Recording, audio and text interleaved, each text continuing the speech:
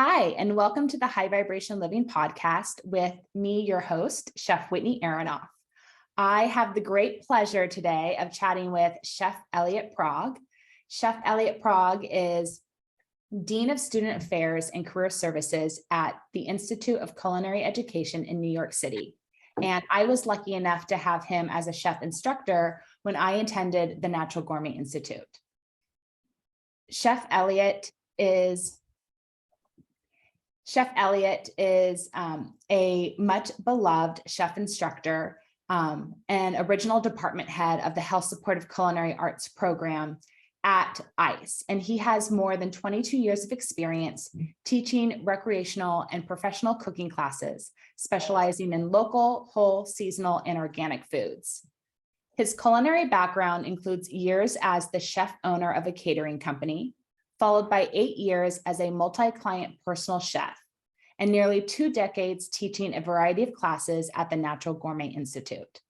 Chef Elliott also writes on healthy eating and food trends for publications such as Vegetarian Times, and develops recipes in commercial, educational, and publishing contexts. He's completed professional development in international bread baking and is skilled with health supportive recipe development and preparation. I think I'll just stop there and let you finish introducing yourself through our conversation today, Chef Elliott. Yeah, well, thank you. Yeah, it's funny, bios. They're also to sum you up really quickly there. Yeah, so it's weird. It's a weird time because I just stopped teaching about a month ago. That it happened. Now I'm a dean, so I have a very different type job. I still do some things like help people. I like that, but it's very different.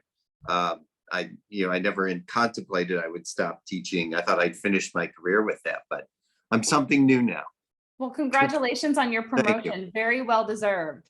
Thank you. Thank you. So what's the difference between what you do now as the Dean of Student Affairs at ICE versus what were you doing as you were teaching their health supportive program? Right. So, yeah, until recently, I was teaching 8 hours a day, 2 4-hour classes. And I was also administrating the program. I was taking care of the curriculum, updating it, making sure it was still relevant. And now I spend my days just sort of troubleshooting student problems, helping people find externships in restaurants. I'm very, very proud of Health Supportive Culinary Arts and a huge supporter, but I'm no longer just the representative of health supportive students. I represent all the students now. Wow. How many students are at ICE? I think at any given time, about 350.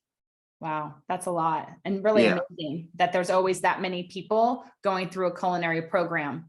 Yeah, I know there are a lot of students on hand here, so it's big. Well, for people that may not be familiar with you or ICE or the Natural Gourmet Institute, would you mind just introducing yourself a little bit and explaining how you became a culinary teacher? Yeah, sure. So until the age of 35, I didn't know what I wanted to be when I grew up.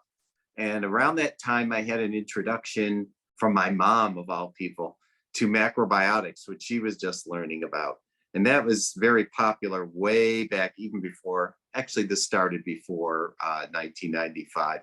It's even earlier than that. But she gave me some books to read. I had no idea about nutrition, and I never thought before about the connection between food and health. It was not on my radar. I didn't know how to cook.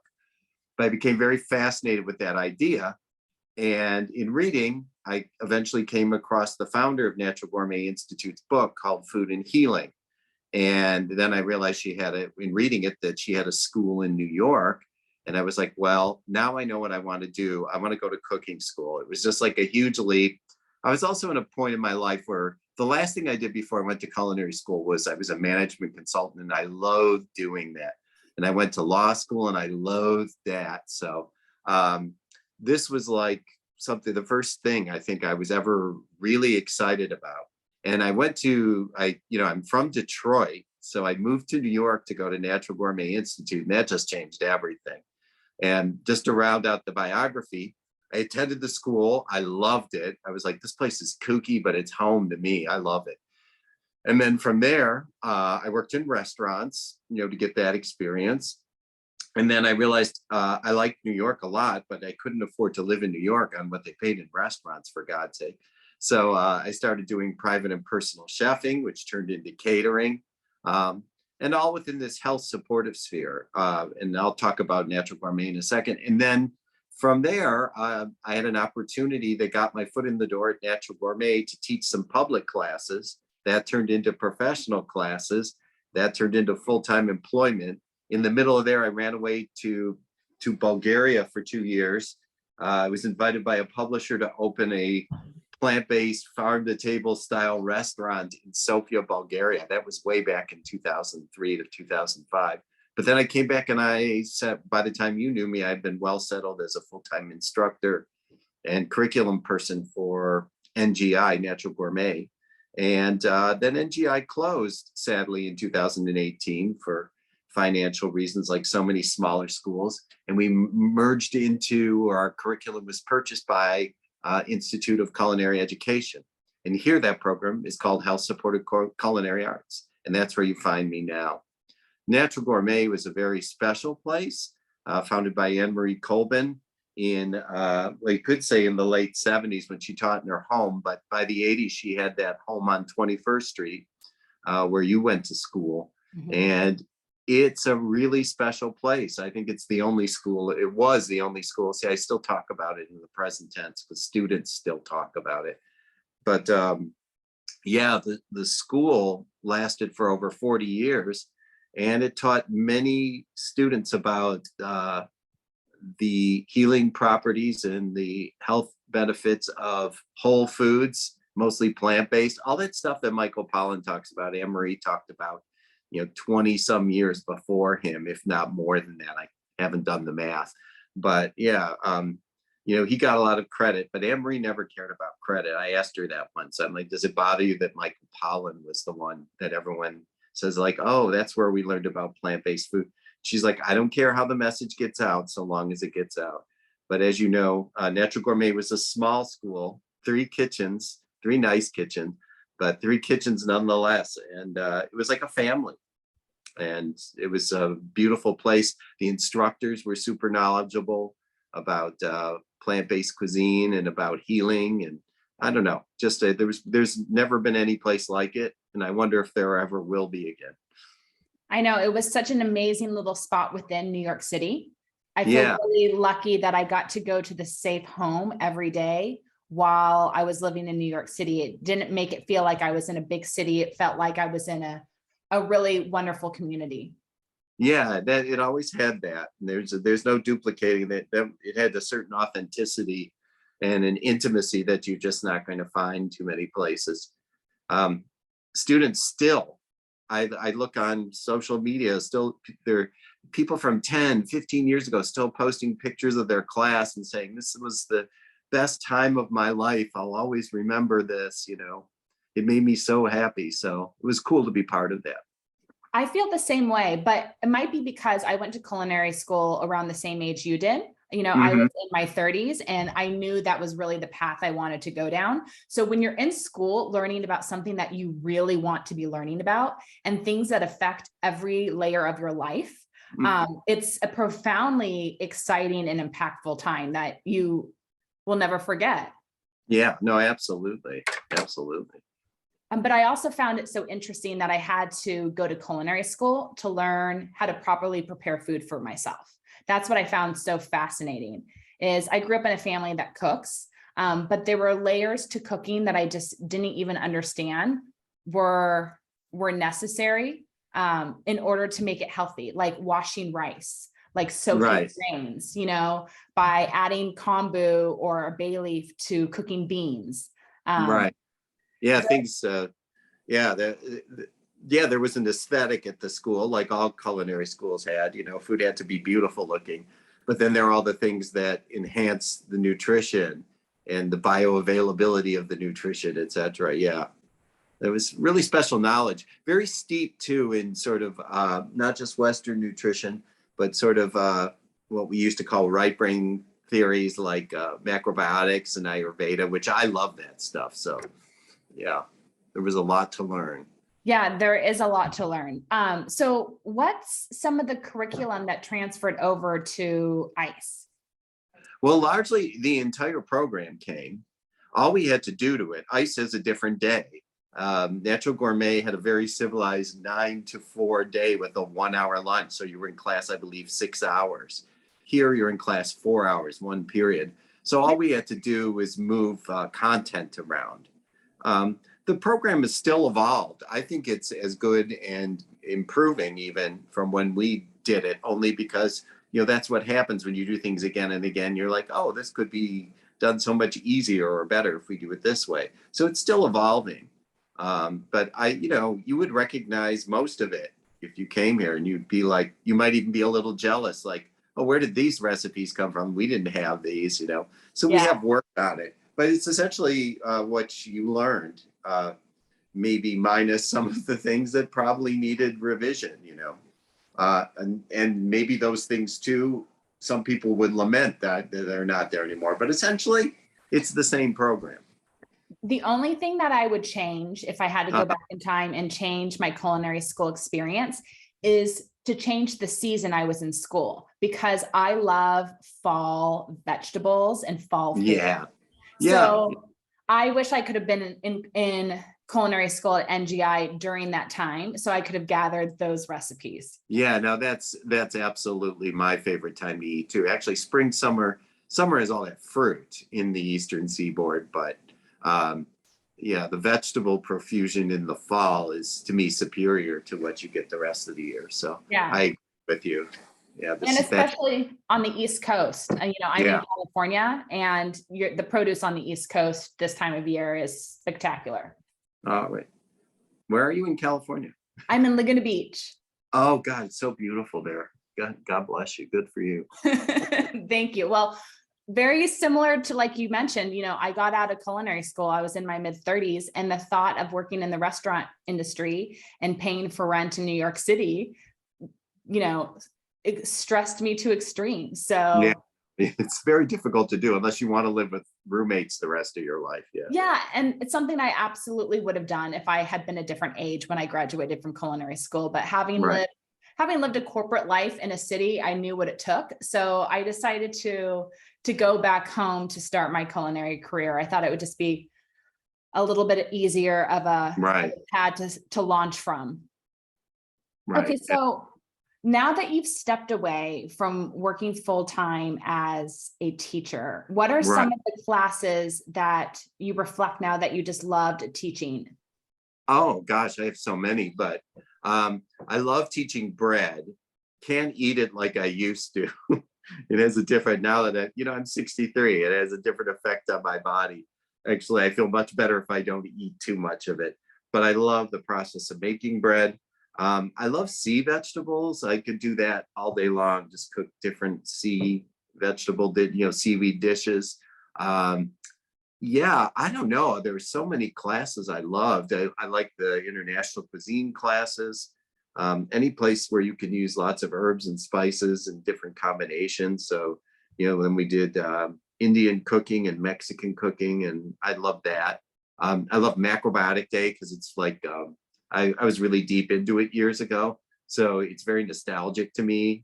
What I love about macrobiotic cooking is that it's so pure and simple, and it's about like focusing down on putting love in the food to such an extent, paying it so much mindfulness that like really simple food tastes amazing, kind of like temple cuisine, that people talk about.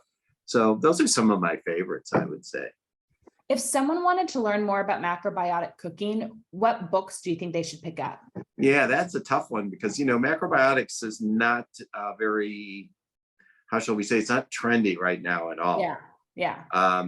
I learned from very old books, like there's one called The Macrobiotic Way by George Osawa, which was kind of like a Bible in its time. But there are all these hippy dippy books from the 70s they're funny to read because they have philosophy in them and they feel very much of their time in a way. Mm-hmm. Another one that was, what was it called? Eveline Kushi, Kushi. She wrote, I think it's The Macrobiotic Kitchen. Like for people who don't know how to cook well, but we're interested in that, it's very traditional Japanese plant-based cooking like the way it would have been done very, very long time ago. Very simple thing, like how to prepare squash or how to make azuki beans, or, the proper way to cook rice, very simple food. I think that's a good place to start. When I actually became acrobatic before I went to culinary school, and my food was so awful because I had never cooked any. That was like the first food I ever cooked. So I didn't know what the hell I was doing. I So can't my food, imagine a time where your food was awful. well, 'Cause no, you're such a imagine, good cook. trust me, imagine it. Because yeah, I was just doing it from books. I had never cooked anything. I really didn't grow up. My mother was not a remarkable cook. She wasn't awful, but she didn't like to cook much. She was a career woman. So I didn't grow up in a household where lots of cooking was going on. And certainly not health supportive cooking of any kind. So yeah. I always like to tell students, especially ones who are frustrated with their skill level, like, look at my career, but I was probably one of the worst cooks in my class out of 16 students. I was like the weakest. I mean, I tried really hard. I was a good student, I got good grades, but my practical grades, when you had to cook something and be graded, were not that great. I was kind of near the bottom of the pile. Everyone seemed to know more than me, but it didn't discourage me or anything, because I knew I had to be humble, because like I've just never cooked before. Did you, or have you followed where any of your classmates are now? Are any of them still in the I'm in culinary touch arts? with mind you, when did I go to class? 95, 2005, 2015. Yeah, we're almost coming on 30 years since I went to culinary school. I'm not in touch with any of them anymore. Unfortunately, I liked it. We all became very, just like your class, we all became very close. You become like a family over that time. And of course, we were all stunned when it ended before we knew it. We all had to go our separate ways. A lot of my class, not all classes are like this. A lot of my class didn't stay in food. They went on to, but A they lot did of my other, class like, was the same. yeah, they did other things in the healing sphere. Like, there are a couple nutritionists in the class, and some people, one of them went into acupuncture, and, they did other things. But I think I'm the one who stuck with the food. Ironically, the weakest cook stuck with the food. So That's what I always find so interesting, is how does it, how do they use these skills and move on with their life? I right. always like seeing where different people end up, because what you learn in culinary school obviously stays with you for life. Right. Well, Anne Marie used to say, and I hate thinking about this because it always blows my mind, and I don't know what to do with it. Because of all people, for her to say this, she's like, the program isn't about the food. People are working their lives out here. And I'm like, wait, I thought it was about the food. That's why I thought, about whatever. I thought it was an interesting idea. She's like, nah, people love this place because they're working their lives out. She's I like, it's love just that. fun to do. Yeah, I love it too. But it's like, wait, I went to culinary school. How is it not about the food? All right. Yeah. I mean, I do think that's true also. I do think people are working out their lives. But to say it's not about the food always makes me like, what? I don't know what to do with that. Well, it's the perfect explanation of what you experience when you're in the kitchen with family. Everyone's just working their stuff out, and it just happens to be over a Thanksgiving meal.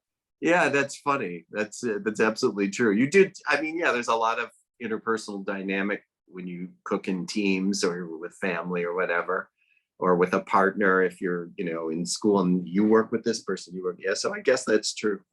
I get it to a degree.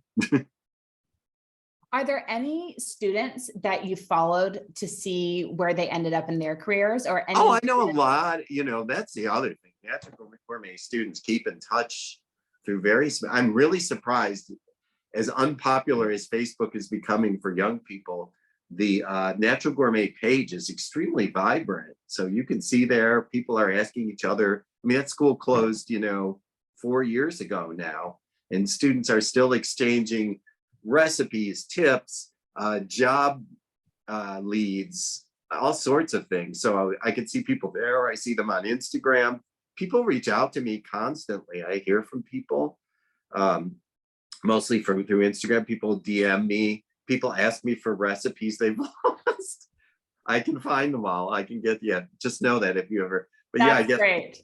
wasn't there a really good recipe for X, you know, like, do you know where that recipe is? I'm like, yeah, I can find it for you, even if it's like an old one, you know? Yeah. So yeah, I've done a lot of that. And I see students, former students, I see them in the media. Some of them have done very well in the culinary world or other spheres. Yeah, absolutely. Are there any recipes that you like making this time of year that are from your NGI days? Huh. Um, I mean, I know what I like to make in this season. I don't really cook from recipes. So Yeah. So what do you like to make in this season? I love roasted everything. So this is the best thing about this season. I love roasting every conceivable kind of squash. My favorite is curry, the one that looks like a little pumpkin, you know. I love just roasting that in the oven with a little olive oil, salt, and pepper. I love simple food at home. I don't do, you know, the kind of stuff we do in class where every recipe has 14 ingredients. I don't cook like that at home. Yeah, I love making, as you know, I'm famous for miso soup. I like eating that in the autumn. I love leafy greens, which in the autumn, of course, so I'm like huge on kale. I don't care what most people say about it. It's one of my favorite things to eat. So I do like sauteed greens. I adore grains. I know people are really grain phobic now, but to me, the whole thing is it's just about whole grains. So yeah, I don't sit around eating couscous, but I love brown rice. I love millet, and those things taste really good if you make like a gravy. I mean, a vegan one, or something for them. You know, I think they taste amazing. So yeah, I like grains. I like really hearty food, just like everybody does in the autumn. I like squashes and uh, like sturdy leafy greens in that time of year. I like soup. I could eat grains and beans together every day for my life. You know, I frequently do that for work. I'll just cook up, I'll either make kitchery, or I'll make, you know, just like rice and beans. Our version though, you know, I don't use white rice. I use brown rice. I make a lot of kitchery for my clients and for myself. It's one of my favorite things to make. And I do either a kitchery version with lentils, or I do a kitchery version with mung beans. Yeah, nice. Yeah. So yeah, that's the kind of thing I like to bring to work. I also love what's it called? Why am I blanking on this right now? Kanji. I love making kanji. Although I prefer it, while it can taste good vegetarian, I like it with fish in it, definitely. How do you make your congee? Do you just cook it on the stove, or do you use I do. a crock pot? I don't even use a crock pot. I don't own a crock pot. I don't. It's funny. I'm so used to I have every conceivable kind of equipment here at school, but at home I keep it pretty simple. I don't even have a Vitamix. But then again, I don't do that kind of specialty cookie. You know, I don't make smoothies. I don't, you know, I usually make whole foods. I make them in very simple ways. So I don't even own a crock pot. You know, I just soak the grain and just like stew it with a lot of water for a very long time until it breaks down into nothing. You know, and somewhere near the end, I'll saute up like burdock and carrots, for instance, and then add that into it, a touch of toasted sesame oil, and then maybe just float some fish in it just for about 7, 8 minutes just to get it cooked, and then eat that. That sounds Shot of shoyu and lovely. rice vinegar in that. Yeah. I knew if I kind of asked, I'd get the perfect congee recipe. Yeah, I wasn't really exactly a recipe, but yeah, simple, you know. Yeah. Do you usually let it go like all day, like 6 to 8 hours? I don't think I could stretch it that long unless I added a ton more water to it. I do it for about 2 or 3 hours. Okay. Do that. I can slow it down that much. You have to do a high water proportion, but yeah, I've never cooked one for 8 hours. Okay. Yeah, that sounds like very OG. Because that's what the OG books always say, that, you know, Yeah. you're letting it go all night long. So Yeah. that's why I had to ask. Yeah. Right. I've never attempted. Well, now you've given me a challenge. Now I feel like I have to try that. And see, I feel like I've been offered a simplified version, and I can better enjoy the meal because it's not going to stress me out because I only have to simmer it for 2 hours. Yeah, I think if you soak the rice, it's going to make it much easier. Yeah. I Yeah, mean, we do it in class. I think we made congee at NGI on, we did. Yeah. yeah, I think it was Food and Immune Day. We still have that there. And that recipe was about a 3-hour recipe. Are there any other foods that you recommend? So we're talking about congee, we talked about miso Mhm. soup. Those are two super healing foods for this time of year. Yeah. What are some of the other foods that you recommend people make when it's like the season of transition and sometimes they get cold or are feeling run down? Right. Yeah. I mean, this is the time, in macrobiotics, we would call these yang foods or contractive or warming foods. And this is the perfect time of year to eat squash, which we've talked about. Whole grains are going to have that warming energy, as do beans. Um, those to me are like the most natural things to eat at this time. And of course, this is a season of soup and stew. I mean, this is what your body knows this anyway. No one craves a big thick stew in like July. This is the time where things that you're talking about that you can cook in a crock pot for like 8 hours are going to actually be the most fortifying right now and keep you warm. um, I do believe from macrobiotics, if you just talk about energetics, this is the time where you really do want to scale back on things that actually have cooling effect. Like a lot of tropical fruit or summer fruit. Yes, all those things are available. But if you want to be warm, yeah, I feel like you should be eating cooked things now and stewed things and roasted things. Yeah, believe it or not, when I started culinary school, it was the middle of winter in New York City, and I was having a smoothie for breakfast and a salad for lunch, like a total California girl, and I was freezing. Where, And, yeah, and then as soon as someone tells you, well, you're eating cold food, so why wouldn't you stay cold? It yeah. finally hits you. Well, it's not part of any left brain Western paradigm to think that way, that food has energy, because it's not quantifiable. You can't measure it. Um, it's just a different kind of measurement. Depending who you're talking to on my team, there are people who are like, our colleagues.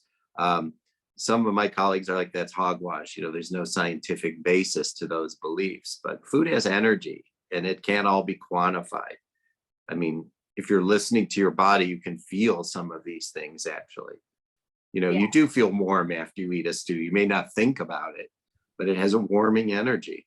And it's even more warming depending on how you cook it. The one that's cooked longer, more concentrated heat over a long period of time has, like in a pressure cooker, has a more warming energy than something that's cooked quickly over heat. Yeah. So yeah, I believe in all of that. I do Still too. But that's also why I have the podcast, is to help share that concept with other people, because whether they realize it or not, they're getting certain energy through the food that someone else is making them or that they're choosing to make for themselves. And right. I think it's better just to know the concept happening so you can control it. It's really hard to talk to students now. The students have changed a lot. They're the same kind of students that went to NGI, the ones that go here and take Health-Supportive, but they lean more into Western evidence-based nutrition now. Really? which I think there's a lot to learn there, but I always prefer the more instinctual stuff because I feel like I can test that with my own senses. I can eat something that's allegedly has a warming or a grounding energy or yang energy, and I can like determine like how I feel after I like that. I like that I don't have to sit there and like study bioavailability of nutrients and wonder how many micrograms of this or that. Like that's just never called to me personally. I think that information could be useful to a degree, but it seems like I'm always hearing people who speak in vitamins and minerals always arguing over how much you can take and what's a toxic level of it. And if they say, whoever they is, if an expert says a particular vitamin or mineral is useful in treating X ailment, it's like you never know in what form should I be getting it from food? Should I be getting it from a pill? If I'm taking a pill, how do I know this is the best quality pill, and like how much of it should I take and for how long and how many times? It's a lot. Food is so much simpler. That's why it's interesting to me. And I can yeah, I can play with that. I also remember though, we had very smart people teach me when I went to school, people who didn't teach you, who left the school, but years ago. And I had an instructor say to me once, Elliott, you do realize that food can't heal everything. And it's like, well, yes, I know that, but I must have said something that led him to believe that. He's like, food can't cure everything. Of course, there's way more to healing than that. But yeah, if I'm going to talk about nutrition, it's easier for me to, I mean, we all know the rules are so simple, really. It's funny that we all go to school when we all know we should be eating mostly plants, not too much. Like we all know that now that, plant fiber is what's super nourishing to our microbiome, which is the seat of our immunity.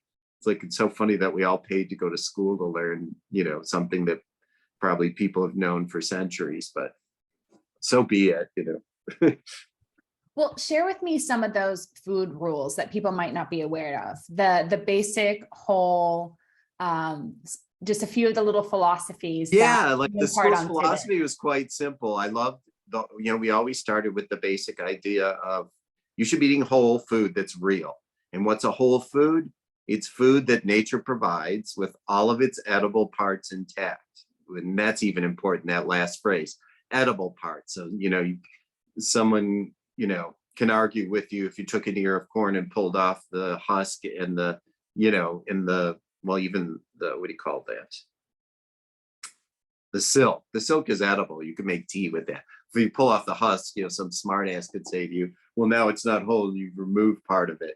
Well, no, it's the edible parts are still intact. So that's a really simple rule. And if you apply it across the board, you start to see, well, yeah, the healthiest foods in the world have, their bran, their fiber, their seeds in them, etc. So that's like a really simple rule. And we all know it almost instinctually that, obviously a fresh strawberry is going to be healthier than a frozen one. We know that, those kind of things. Yeah, food that's real and fresh. Obviously, yeah, there's going to be more vitamins and minerals in something fresh. So, we used to talk about that. Food that's, anything that has chemicals in it, we learned at Natural Gourmet, most of those things have side effects. It's just such simple stuff in a way. But then, we talk about, balance, eating food that's, we talked about at school always eating food that helps you adjust to the season, like you were talking about. If you want to be warm in winter, you need to eat the foods in cold regions, warming food grows. And in hot regions, like to be macrobiotic in the Amazon, you could eat tropical fruit. You need, in Brazil, you need tropical fruit to cool you down. It's always hot there. I've taught there, I know. Yeah, I hated teaching there because I don't like to be hot. I loved the students. I hated the atmosphere. It was always hot and humid. I was like, yuck. I'm not much for the heat, to be honest. So yeah, I'm trying to think of the other things we've talked about. And then there were the criteria that things we're suspicious about. We don't know the end result, but we talked about food not being genetically modified. It's a very controversial subject. Nutrition has been boosted in certain foods by genetic modification. Me, I'm instinctual. I'm just leery of it. I'm not going to say I'm pro or con. I'm leery because we don't know the long-term effects of eating food that's had foreign genes injected into it. It's like, I don't know. I feel like, we're kind of a guinea pigs in that regard. And non-irradiated food, we really don't know the effects of, although I can't imagine it's really positive, of sanitizing food by bombarding it with gamma rays. It's like, I think it's gamma rays. I'm not really, but basically nuclear waste in a way. So those were the things we used to talk about, and it goes way deeper than that. If you study Ayurveda or macrobiotics or any healing modality, then you can't learn something like that in months. There's years, if not a lifetime of knowledge there. People take small chunks of Ayurveda and try to specialize in that, because it's so vast. It's, the body of knowledge that's like 3,500 or more years old. And, you can't learn it just, that's the other thing, the journey only begins in cooking school. You have to keep learning and learning and learning. There was another concept that I always thought you did a great job of explaining that I think is important for people to learn is expansive and Oh, contracting. yeah, that's like a tough one. Yeah. It's funny now, the students, I don't know if that resonates with students anymore too much. I was one of the few people left who could talk about it too, because over time, a lot of teachers who were interested in macro have followed, like remember Chef Jill's gone and Chef Sue. So like, I was like the only one left who really liked to talk about this. But, there are foods and when you consume them, literally make us feel expanded, and foods that, like you can feel that in your stomach.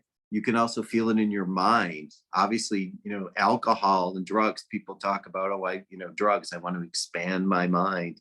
So alcohol does that. Coffee is expansive. And it's a very difficult concept because what's better, to be expanded or contracted? Contracting food in a positive way can be grounding. Too much or contractive energy, because it's not just food. Too much contraction can make you rigid. So you have to find this balance. But it's understanding what things make us feel expanded, like sugar is very expansive, like ultimately one of the most expansive things. And to know what you need to do, what contractive food, which are usually things contractive things are harder and more compact and drier and heat. These are all characters of contractive. And expansive things are usually wet and cold, and or they have a cooling energy. And like knowing how to balance those things is a very, very like deep discussion. But once you start to play with that, like when you eat sugar and you see what it does to your mind, at first there's like stimulation as you start to get this outward expansive energy, but it keeps going. And if you keep eating it to the point where your energy is very dissipated, and like, how do you bring that back to a grounded point? So yeah, I like to, get me started on that. I'll go all day, but yeah, I used to describe personalities. I think you may have gotten my speech about presidents and history, expansive and contractive times. Like the Tao is what they call it in China, expansive and contractive energy. And you see it in every single living thing in the universe. So history expands and contracts, people expand and contract, political styles expand and contract. Yeah. And I loved, you had also explained how you feel working in the kitchen, that sometimes with all the heat going, and if there's multiple people in the kitchen, you start to feel contracted. And then you step outside of a hot kitchen. Yeah. I love that. Please explain. Yeah, I know. Well, that's relevant to our industry very much, which is the kitchen is like almost an ultimately contracted workplace. It's usually small, which is contracted, like a contracted environment. It's usually under pressure is very contractive, as opposed to expansive where pressure is released. There's a lot of time pressure in the kitchen. There's heat. Heat is a contractive energy. So you're under pressure with time. You're under stress, which is a certain kind of contractive energy. Yeah, it's just this super. And what happens to people who work in commercial kitchens is when they're finished, they've had so much contraction, like so much focus. Focus is very contractive. So much focus, so much speed, so much heat, so much pressure that almost categorically you have to do something to release that. And that's why so many kitchen people drink after work or turn to substances, and why a lot of people in that industry ultimately, because the more extreme in energy, the more extreme the energy, the opposite energy is to balance it. So people who are extremely contractive at work need to do extremely expansive things to feel balanced.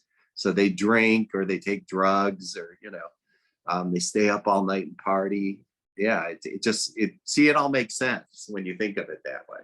I think so too. And it also plays, I think another theory that you had shared with me was the boomerang effect, that if you want to do a cleanse, you need to slowly move into it, or you're going to just bounce back like a boomerang. So if you're eating normally and then tomorrow you decide to fast for 7 days, when you break that fast, you're just going to go back your old way too hard instead of gently move into it.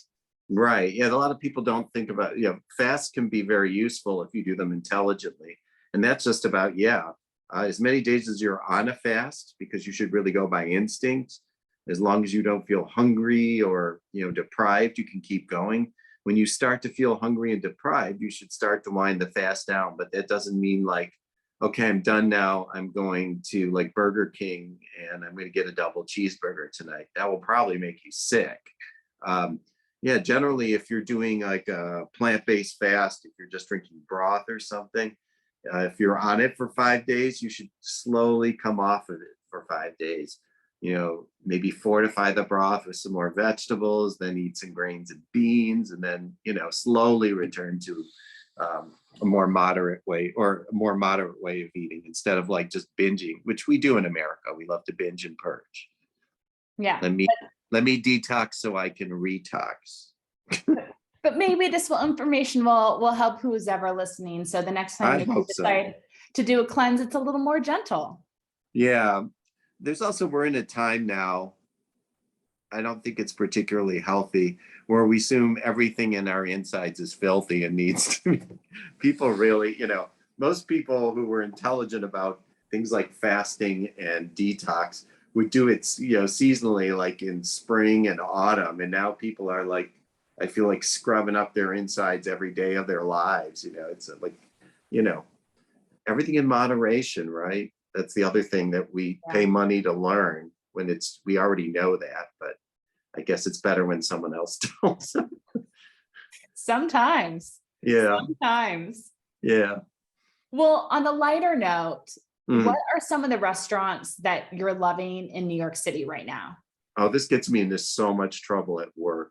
Does it really? Yeah. Well, you're in the best place in America for food, so fill us in. I understand that too. I have to tell you, my favorite place to eat in New York is here at school. There's so much love. As you say, the same thing about Natural Gourmet. The plant-based food we make here at school, it doesn't taste as good anywhere else in the city. I'm sorry. When you go to a commercial, restaurants are for entertainment. I don't mean to bash on restaurants, but food can be really good in a restaurant, but you don't get the same, like, I can't feel quite a life force in that food. Yeah. You know what I mean? It doesn't feel healing to me. There are places I have occasionally. There's one place where I felt the food almost felt homemade, and not almost, it did to me. And I felt like that food had soul to it. It's this place in East Village called Divya's Kitchen. It's an Ayurvedic restaurant. I don't know if I would have ever picked it. A friend invited me for lunch there, and the food was simple. Once again, kind of temple-ish type of cuisine. But I just felt like, I'm like, this food is beautifully seasoned. It's carefully cooked. This rice is perfectly cooked. They made bowls, basically. You would pick things and they put that in the bowl, like these vegetables are beautifully roasted. There are a lot of places, I'm not going to name them, I'm not going to bash on places, where you can get like, quote, healthy food here, even takeaway. And it's just like, these vegetables are so over roasted, or they're not roasted enough, or you could just feel that, someone had to hurry to make them. And that's the thing about, I like Divya's Kitchen. If I'm eating more omnivorously, I would have to say Gramercy Tavern is my favorite place to have something fancy. I'm friendly with Neil Harden from ABCV. His food is very beautiful, and I think it has a lot of love in it. I like to eat there. But, I like junk too. Like, I love pizza and things like that. So there are places I like to go occasionally to have pizza. But if I were to talk about, healthier food, I don't know, to be honest with you, if vegetarian and vegan food is showcased best in a restaurant setting. I would almost rather have it homemade every time, or like the students make it. I still go into the Health-Supportive Culinary Kitchens here all the time to beg food, because the food is really good. They did Seitan Day the other day, and I don't know, this particular group just did a really beautiful job with it. It was plated beautifully. Somehow they made it colorful, because, Seitan's basically brown. But everything was garnished beautifully and had pretty colored sauces on it. And it just looked so appetizing. Then I tasted it and I was like, you know what, if this were a restaurant, this would not taste as I couldn't find this quality of seitan in a restaurant. Who invented the process of seitan? Well, yeah, no one knows exactly if it was the Chinese or the Japanese, because there's a tradition of making it in both countries in more traditional cuisine, not modern cuisine, but Yeah. both countries have their version of it. I'm pretty sure it was probably invented by accident. I think someone left a bread dough in a bowl and outdoors and it rained on it all day or something. And they were like, oh, look at this. It's starting to look like rubber a little bit. Let's keep washing it. And then I don't know. And then somebody, no, no.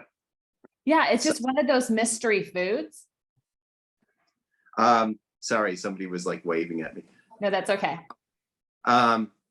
Yeah, is it one of those mystery foods? Yes, we don't have like I've looked everywhere. I cannot find a concrete history of this. That's all right. It's one of those that just magically appeared for Right. I'm us just to all grateful it's there. enjoy. Yeah, it's funny. I used to eat it. I would see it on the menus everywhere back in the early 2000s in all the healthy restaurants in LA. So any vegan, vegetarian, macrobiotic restaurant in LA, it was everywhere. And now I rarely see it. Yeah, it was weird. Just it's still in the program. It's weird to see it plated so beautifully because sometimes it just looks like, to be honest, like a turd. It's brown, you know. I know it's not very That's a exciting. pretty color. I love the taste of it. It tastes like ginger and shoyu and garlic, Well, to wrap things up, if somebody wanted to learn to cook in a health supportive way, where do you recommend people turn to? Are there books that you recommend? Are there online programs that you recommend? How can someone learn to cook in a more healthy way? Well, gosh, there are so many of our students are now teaching online. I have to tell you, I wouldn't be interested in doing that. I know there are a lot of programs online, like Ruby has plant-based classes. The big culinary schools are all doing plant-based programs online. It's hard because I haven't evaluated those programs. I like our program, by the way, here at ICE, but I'm partial, of course. Yeah, it's interesting. There's so many more places to do that. I'm a little confused because so many things aren't live anymore. I don't personally want to learn that way. I don't want to go out and buy ingredients and stand in my own kitchen, which isn't 100% supplied like a commercial kitchen, and watch a video but I mean, that was a nice thing during COVID that people could do that. I don't know what to recommend right now because I only know this. I've not worked at other school. I know Matthew Kenny has courses. I don't know anything, I haven't ever worked with him in it. I actually worked for a restaurant of his several years back, but I've never worked with his team and instruction. Students say good things about it. He's had many different programs. Other schools have fallen by the wayside that used to be there. Used to be a place called Bowman College, I think, in Northern California. I don't know if that's still around. Yeah, so it's like a whole different, the landscape is shifting really quickly. I'm not sure what I would recommend. I don't know anyone who has an online course that I've actually reviewed or looked at. So what about cookbooks or cookbooks about food? Any favorites that you recommend?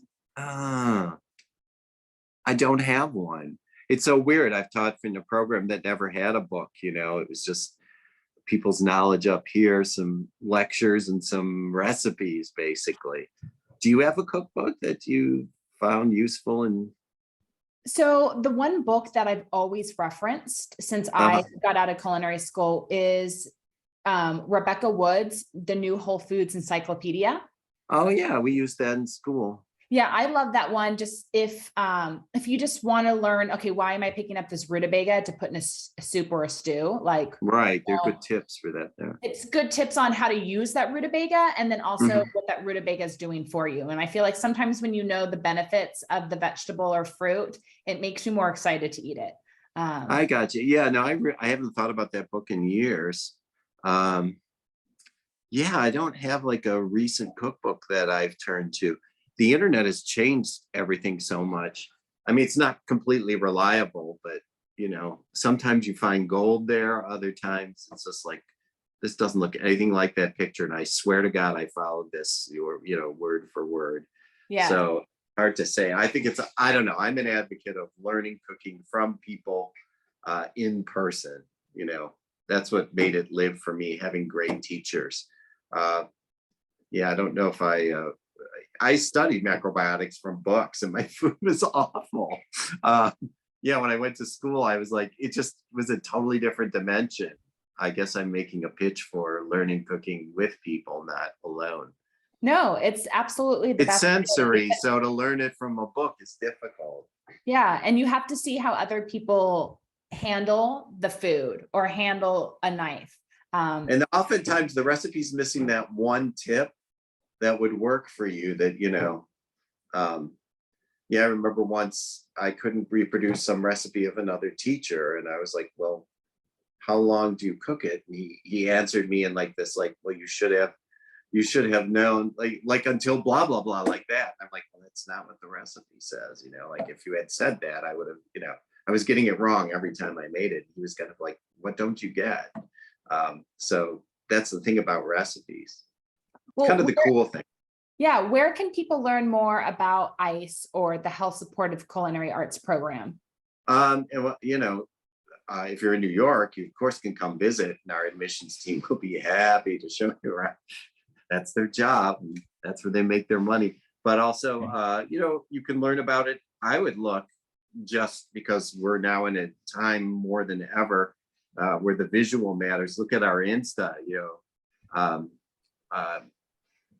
Ice Culinary, I believe we are, as our handle, just Ice Culinary on Insta, and look at our feed there and the pictures there, and you'll see. I don't think there's a specific HSCA feed for that, but I'm trying to think if our students post anywhere else. Yeah, that's how you would learn more probably about our program. Is Instagram is where I would start, and then of course the website's very easy. It's ice.edu. And it's not the bad ice, it's the good ice. Well, Yeah. Thank you, Chef Elliott. Yeah, thank you, Whitney. Appreciate your time today. Thank you so Yeah, it much. was great to see you. You look fabulous, by the way. Thank you. I appreciate it. We'll keep in touch. Okay, dear. Bye-bye.